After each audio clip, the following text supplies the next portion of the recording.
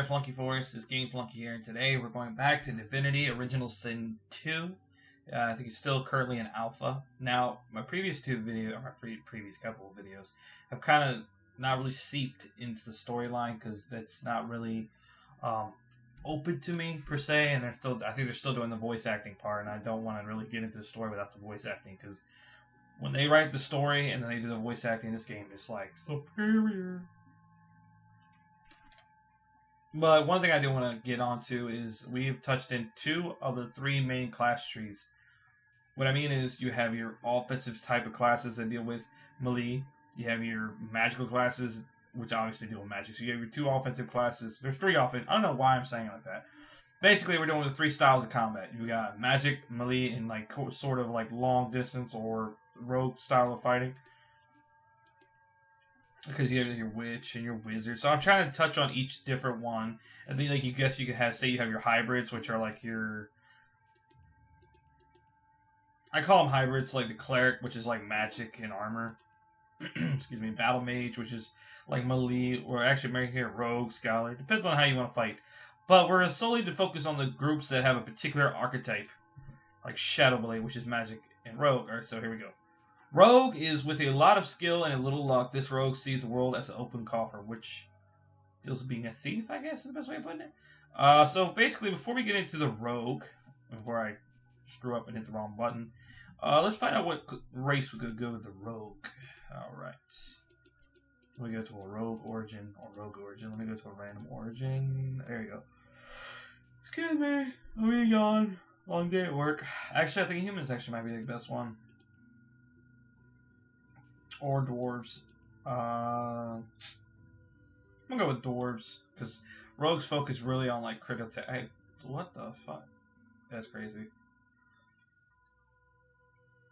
That's nuts. Okay, so anyway, so rogues focus on crit strikes just like any other typical rogue class. Your 2 main stats are fitness and wits. Wits is your critical chance. Initiative. Initiative means how long to your next turn. I think also how long your cooldowns are as well. Magic armor, and your ability to detect traps and find hidden treasures. It's a very versatile class, or versatile skill set to have. Finesse. Finesse determines your chance to hit with finesse-based weapons. It also improves the damage of huntsman and scoundrel skills and increases dodging. Scoundrel skills or scoundrel increases the movement speed and boosts your critical modifier. Scoundrel is pretty much your rogue strikes, things of that nature. Your backstabs. Vitality increases your total amount of vitality, which is health, and then you have sneaking, self-explanatory, dual wielding, self-explanatory. Specking this skill increases your crit chance and damage. Your talents are Backstabber, Ingenious, and Human Resolve. Backstabber allows a character to backstab with daggers and knives. Ingenious rewards you with 2+ wits and 3% critical chance. Human Resolve adds 1+ leadership. Starting skills are Adrenaline, borrow action points from your next turn. Gain 2 action points immediately, but lose 1 action point next turn. That's actually not really bad trade-off. Does not break invisibility or sneaking. Oh shit, that's actually not bad at all. Throws a knife. Okay, so next ability, Throwing Knife. Throwing Knife at the opponent, dealing 14 to 15 piercing damage. Can backstab. You do not lose your equipped knife or dagger. Basically, piercing damage, if you don't know what that means, usually in the sense it means it can puncture heavy armor. It's great against heavy armor. So if you got an opponent that you can stun, or, you know, I've said it before, freeze in place, this class can go behind them and do massive amount of damage. Like I said, can backstab. And I think because it's a long range strike, you can use your backstab ability right here. So you can throw it from behind and get that bonus, even more of a bonus crit damage against your opponent. Remember, piercing against heavy armor opponents is awesome. Alright, final ability is Sawtooth Knife. Pierces the enemy's physical armor and directly deals 20 to 22%. Come on, John. Damage, piercing damage. Says bleeding if the enemy has no physical armor. 1% chance to bleed for 1 turn. Now this is where it gets kind of hinky because these two always, because it's saying that seeing bleeding if the enemy has no sets bleeding if the enemy. So basically, I'm gonna say in my own opinion, I think it automatically, because it does a physical armor check. If you're fighting a mage, this will fuck up a mage fast. Because crit, the backstab, and the bleed effect is going to set in. If you have no armor, it's 100% bleed effect. So normally mages don't wear any type of magical creature, usually doesn't have any kind of armor. And even if they do have some kind of physical armor, it's not going to be high enough to check it, meaning, you remember before, the checks do 2 things. One, to see how much damage is being bypassed through, meaning how much is negated. And also, if there's a special effect such as bleeding, poison, stun, shock, and frozen, then the check, magical or physical, determines the percentage in which it's able to hit you with that special effect. Now, like the other two classes that I've shared before, there really isn't much in these classes that you could switch around with. You really can't, because, like I said, it's all self-explanatory. This is a particular archetype that you really can't tweak around with, because you do finesse and wits, and you really don't need strength at all. So you're solely focusing on those two skills. Now, if sometime in the cap, or if you reach the point where you don't need to max these out any further, then, because you're not using magic at all, I don't think.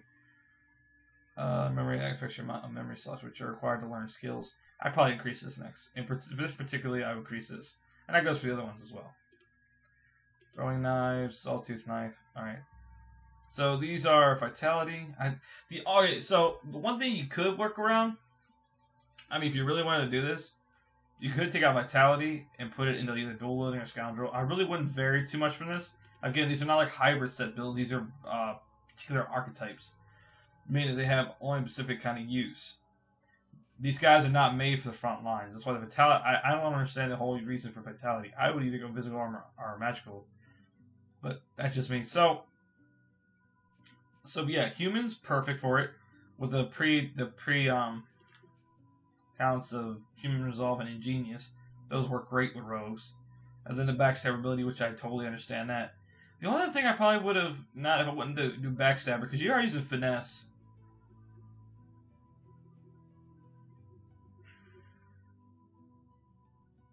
Escapist, yeah, allows you to flee from combat. Nah, glass cannon. With glass cannon, you start every combat round with maximum AP, but magic and physical armor do not protect you from statuses. So you lose your physical check.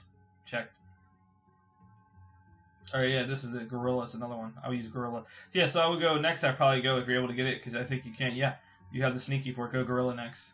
And then Leech. Gorilla and Leech. Because if you're going to be fighting up close with a heavy hitter, you need to have some kind of advantage. So Gorilla and Leech is great. And Opportunist, actually. So, yeah. Gorilla. So the order I would go play all skilled up. Gorilla and Leech. Yeah. Savage Sortilegi gives all magical skills and critical chance to 50% of your. Oh yeah, okay. That's a good one for mages to have like one-hitter quitters. Yeah, so there you go. So that's pretty much what I would use. And as far as the skills, like I said, the one thing about these builds is they're pretty much self-explanatory. Not really much you can do with the metas or change. The one thing I will say though, if you want to go with, keep this up. Always keep your sneaking up. Higher the sneaky ability improves your movement speed while sneaking and it shrinks NPCs. Because what you can do is, if you notice before when you see me fight, there's the 4 blocks on the side for your team.